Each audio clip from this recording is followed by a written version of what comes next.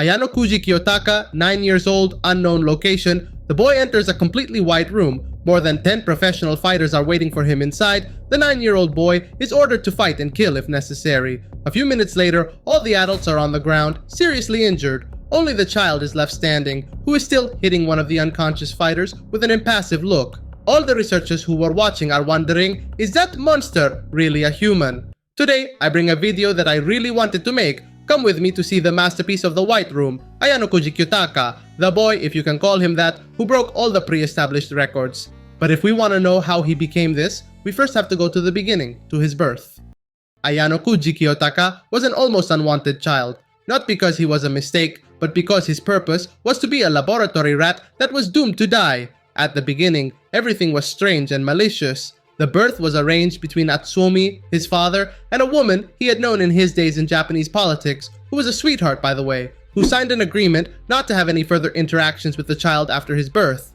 Furthermore, her mother was the one who gave her the name Kiyotaka, which came from her secret lover, and from that moment she disappeared from Japan, traveling abroad. Atsuomi's goal was clear, to prove that the clean room was a place to send your son. To prove it, send it to your own. But something happened. He had an idea for this generation of children, the fourth. Instead of following the 10-level curriculum, which was going to be progressive and increase generation by generation to see the differences and correct the problem, but the fourth generation was trained with the beta plan, the highest level of all and the most extreme. Although the main educators tried to stop him, he gave the order, and by the age of 9, of the more than 70 children of the fourth generation, only one remained. But let's not get ahead of ourselves. Let's see what the massacre that the fourth generation experienced was like and how the monster that is now Ayanokouji Kiyotaka was created. All the information provided about the events that occurred in this experiment is narrated by Ayanokouji, but not the Ayanokouji of now, but the one from when he was from 2 to 11 years old.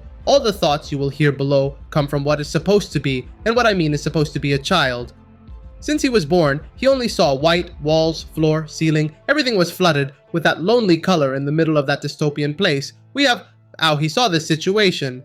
Day after day, he spent more and more time staring at the ceiling. At first, I cried. I cried because I missed people, but then I knew that no one was going to come and help me.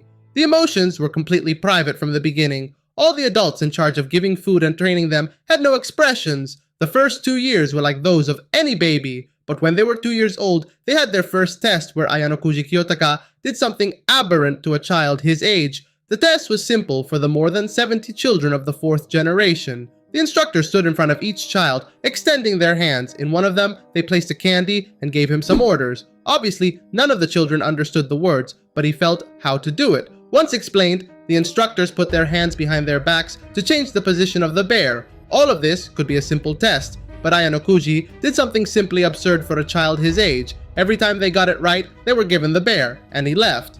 Becoming more difficult, first they showed which hand they had put it in, but then they started to hide it. It was a 50-50 or so it might seem. Unlike most, Ayanokouji did not choose a hand instantly. He looked at the other children and realizes that he had the rest in his right hand, so he concluded that his instructor would also have it in his right, and so it was. But in the next round, until all the children had selected a hand, the instructors would not show the bear. So he had no choice but to select one of the two at random.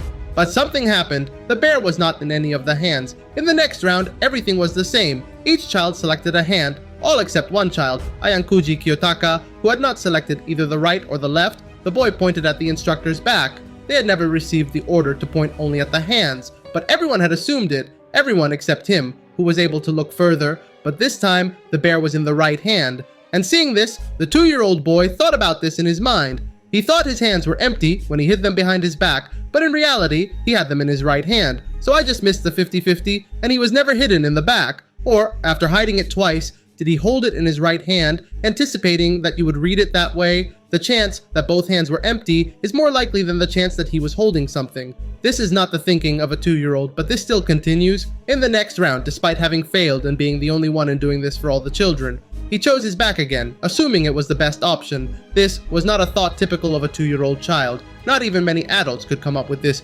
reasoning of seeing beyond the established. Anyway, this is just the beginning. When the test was over, the instructors gathered in front of the children. They did not understand what they were saying since they had not been taught to speak. But again, Ayanokouji said something simply ridiculous, listening to the conversation they were having. about him. Although he didn't know it, he thought to himself, "I'll memorize the sound of their conversation so I can understand it later." In this conversation, all the researchers concluded that this child was not normal. He was the only anomaly of the entire generation. The next 7 years passed as day after day, week after week, month after month, the fourth generation became smaller. At the age of 9, only 2 children, Ayanokouji and Shiro, remained. This second abandonment was of his own free will when he wanted to get out of that hell.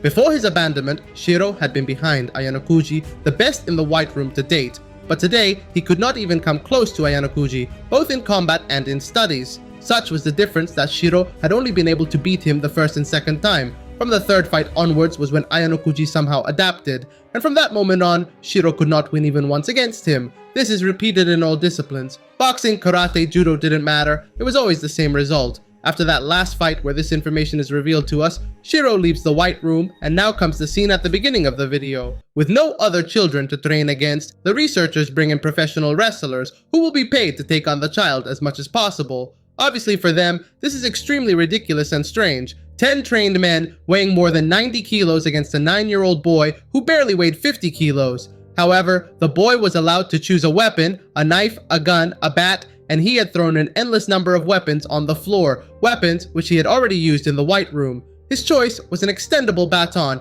and with it, within a few minutes, all the adults had been clubbed unconscious. After this incident, Ayanokouji Kiyotaka continued training in the White Room until the age of 14, where due to some political problems that appear in Volume 0, he was closed for a time.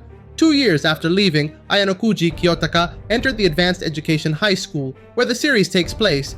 This is the story of how the monster of adaptability, Ayanokouji Kiyotaka, was formed, a natural genius who is capable of adapting and learning and absorbing any knowledge in any discipline.